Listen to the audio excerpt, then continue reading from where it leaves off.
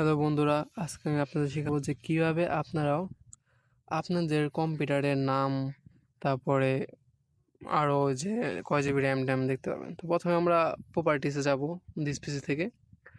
তো এখানেই মনে করেন যে আপনারা দেখতে পাবেন যে ডিভাইস নেম, ডেস্কটপ ডেস্কটপ তারপরে যে M76 AKL। তো এটা হলো ডিভাইস নেম। এটা হলো যে রিনেম দিস পিসিতে আপনার নাম বসাতে পারবেন। তো প্রসেসর কোনটা আছে এটাও দেখতে পারবেন এখান থেকেই।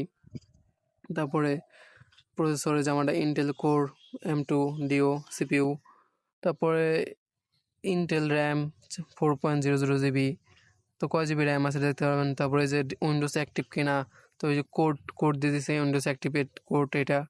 তো প্রোডাক্ট কিউ দিয়ে দিচ্ছে এখানে। তারপর কত বিট আমারটা। তো এখানে যাবতীয় সব কিছু দেওয়া আছে, চাইলে এখান থেকে দেখতে পারবেন এবং কপি করতে পারবেন।